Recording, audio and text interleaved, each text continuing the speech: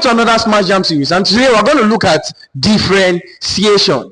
And the first question says, differentiate with respect to x, y is equal to sine 2x minus cos 2x.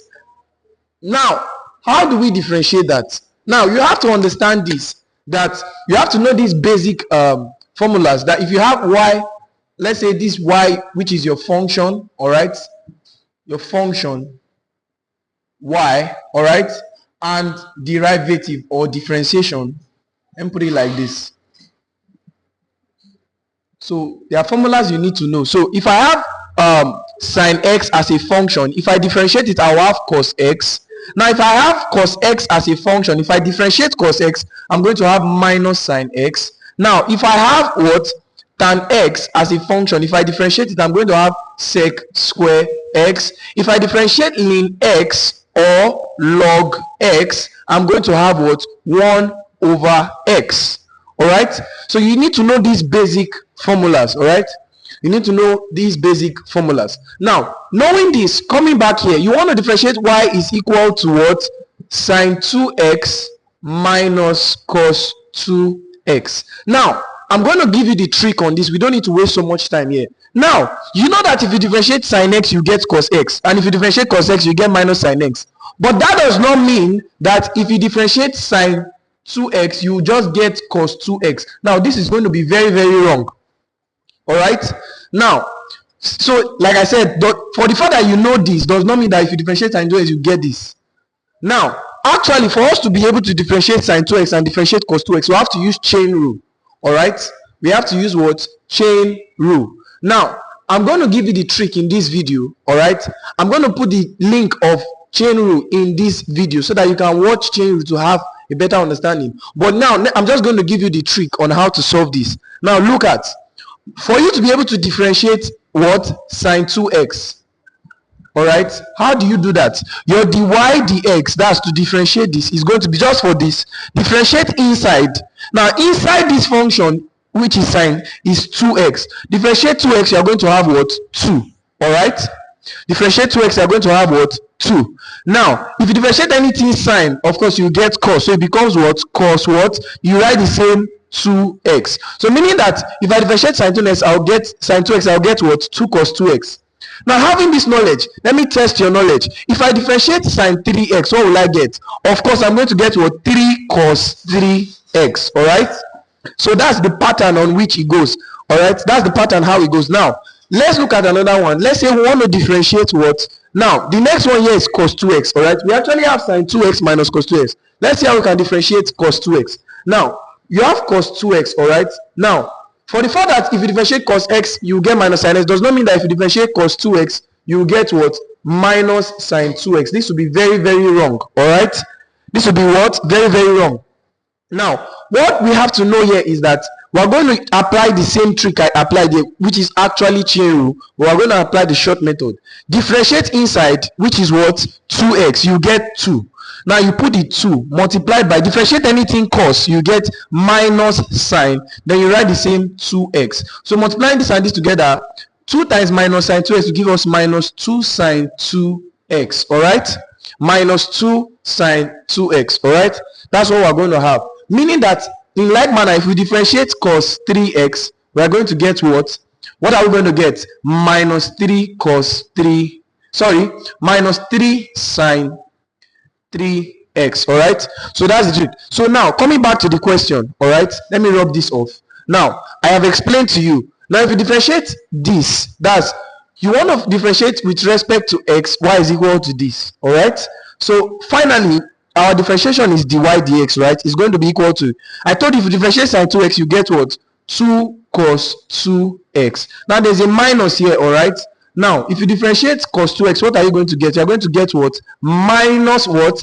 2 sine 2x. All right, now this minus is going to open this minus, it becomes what? 2 cos 2x plus minus times minus plus 2 sine 2x. So this is going to be our answer. So option what gives us that answer? Option what? Option C gives us that answer. So if you differentiate sine 2x minus cos 2x, you get 2 cos 2x plus 2 sine 2x. All right, now the next question says, if the volume of an hemisphere is increasing at a steady rate of 18 pi meter cube per second, at what rate is the radius changing when it is 6 meters?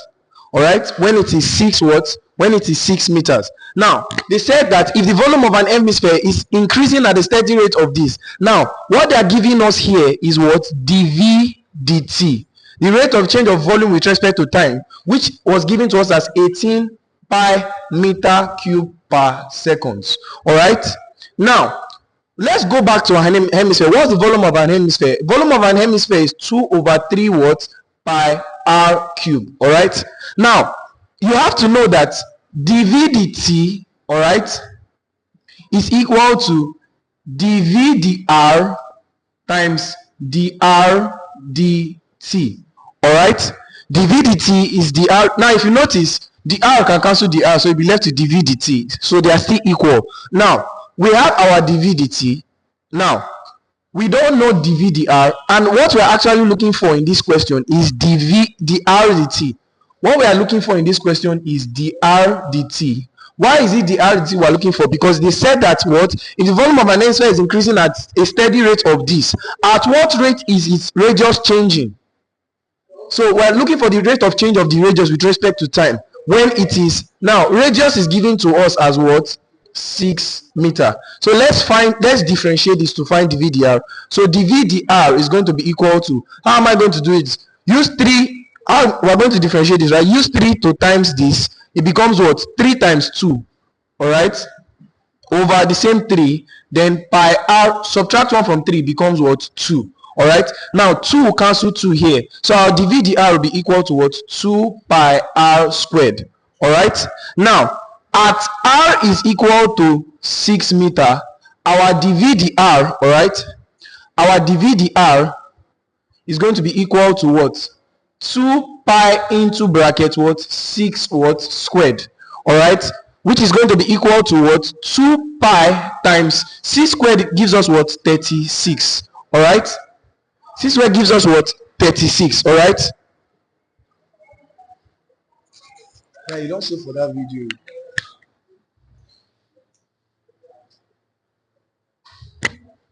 So 6 squared gives us what? 36. So 2 pi times 36 gives us what? 72 what? Pi. All right, 72 what? Pi. So now we have it that what? We have it that what? We have our dv dr to be what? 72 what? Pi. Now we can now find what? dr dt. Now dv dt is given to us as what? 18 what? Pi. All right, is equal to dv dr. We have it as 72 what? Pi multiplied by what? Now dr dt, which we are looking for. All right, so dr dt, when you make dr dt the subject formula, dr dt, so when you make dr dt the subject formula, it becomes what? 18 pi over what? 72 pi. Now pi is going to take away pi. Now 2 can go here 9, 2 can go here what? 36. All right, 2 goes here what? 3, 2 goes here 12, 3 goes here 1, 3 goes here 4. So you have 1 over 4. All right, you have what? 1 over 4. Now which is equal to what? 0.25 what? Because 1 over 4 is 0.25, which is going to be equal to 0.25 what? Meter per second. All right, meter per second. So this is going to be our answer. Now let's solve the next question here. But next question says, if the gradient of the curve y is equal to 2kx squared plus 1 at x is equal to 1 is 9, find the value of k. Now how do we solve this? I want you to understand that gradient is the same thing as saying what? Gradient is the same thing as saying what? Dy dx. All right, gradient is the same thing as saying what? Dy dx. So now what is going to happen is we are given that y is equal to 2kx squared, all right, plus x plus 1. All right, now let's find our dy dx from here. So our dy dx is going to be equal to what? Now 2 times this is what? 4kx. Then subtract 1 from this, that's 1, but the 1 will be invisible. All right, now if you differentiate x, you are going to have what? 1. If you differentiate 1 is a constant. If you differentiate 1 is 0. All right, now they told you that if the gradient of the curve of this at x is equal to 1, so at x is equal to 1, and then they told you that the gradient is what? Dy dx, which is what? 9. All right, so it means that what we're going to have is that we have this now, that what this plus 1 is equal to what 9, because dy dx is equal to this and dy dx is what 9.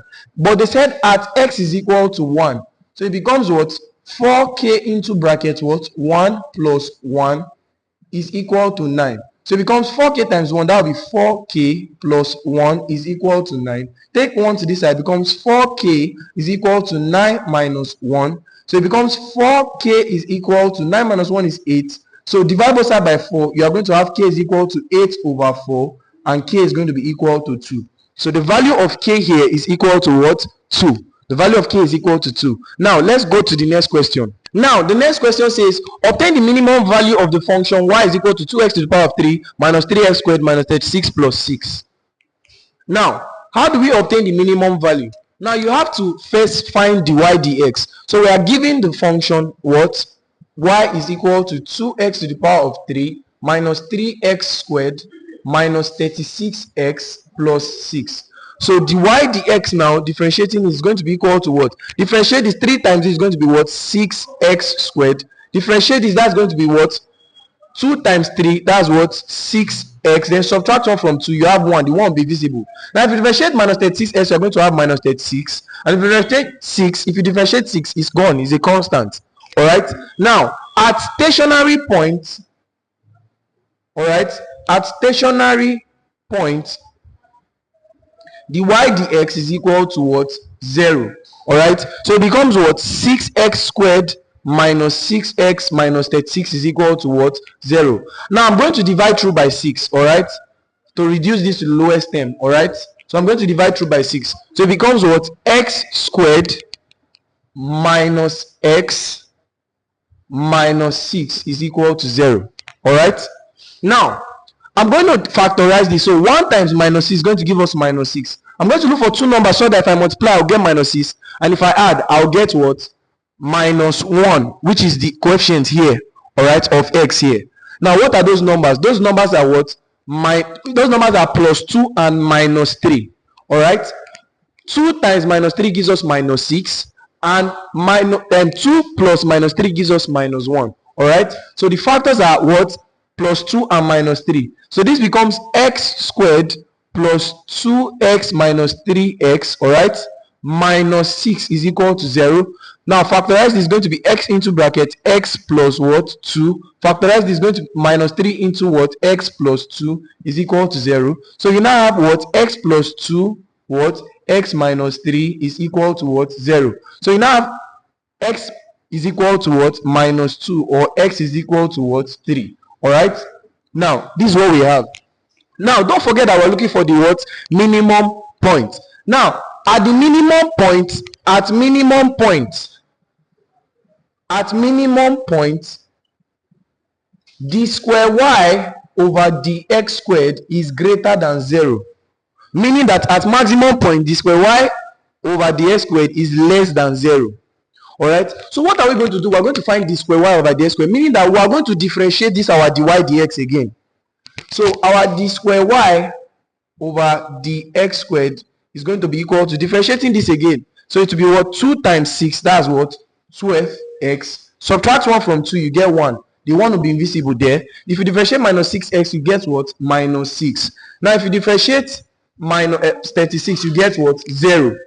Alright, so they told you that d square y over dx squared is greater than 0 at minimum point. Now I'm going to put these values here into this d square y over what? D square y over dx squared. Now anyone that I get a minimum, anyone that is greater than 0 is our minimum point. So it becomes, now let's put 3 first, alright, because I'm suspecting that 3 will give us what we want. So it will become 12 into brackets 3 minus 6. Now 12 times 3 gives us what? 36. Alright, minus 6, that gives us what? 30. Now let's say if we tried it, now this is at x is equal to what? 3. Let's try it at x is equal to what? Minus 2. Let's see what it will be. It would have been what? 12 into bracket minus 2 minus 6. Now this time this gives us minus 24 minus 6, that gives us minus 30. Now don't forget, they said at minimum point d square y over dx squared is greater than 0. Alright, now 30 is greater than 0. So that means our minimum point is at what? X is equal to what? 3. Our minimum point is that x is equal to 3. Now we're finally going to put this x is equal to 3 into this function to obtain our minimum value. So meaning that at x, since our minimum point is at x is equal to 3, because we got a value greater than 0, now it means that at x is equal to 3 now, our y is going to be equal to, putting it back there, to be 2 into bracket 3 to the power of 3 minus 3 into 3 to the power of 2 minus 36 into the power into 3 plus 6. All right, so y is going to be equal to, by the time we do all these values, we are going to get what? Minus 75. So meaning our answer is what? Option C. All right, by the time we simplify this, we are going to get what? Minus 75. All right, so our option is what? Option C. Now let's solve the next question. Let's solve the next question. It says, what is the value of limit x as it tends to 3 in x squared minus 9 over x minus 3? Now this question is very simple, but you have to understand something. We have what? Limit x as it tends to 3 in what? X squared minus 9 over x minus 3. Now if you put 3 direct here, you're going to get 0 over 0. Now let's check. Limit x as it tends to means just substitute 3 here, but if you do a direct substitution, let's check. You have what? 3 to the power of 2 minus 9 over what? 3 minus 3. 3 to the power of 2 is what? 9. That's 9 minus 9 over 3 minus 3, which is going to give you 0 over 0, which is undefined. All right, now that's not going to be our answer. What's going to happen that you have to look at this guy very well. X squared minus 9 can be written in the form of difference of two squares, in the form of a difference of two squares. All right, difference of two squares, meaning I can write x squared minus 9 as x squared minus 3 squared, because 9 is a perfect square. So finally x squared minus 3 squared can be written as x plus 3, x minus 3. All right, so anything like this can be factorized into this. So meaning coming back here becomes limit x as it tends to 3 becomes what? X squared minus 9 is equivalent to this, so it's going to be x plus 3, x minus 3 over what? X minus 3. So this is going to take away this. So now limit x as it tends to 3 is going to be in x plus 3. So now you can now do a direct substitution. Anywhere you see x, you can put what? 3. So it becomes 3 plus 3. That will be equal to 6. So 6 is our final answer, option D. Now make sure you like this video, share this video, and hit the subscribe button, so that, and also hit the notification bell, so that when I upload more videos like this, you get notified. Now you can make any question you have, you can put it on the comment section. I'll give you an answer. Feel free to put your questions on the comment section. I'll give you an answer.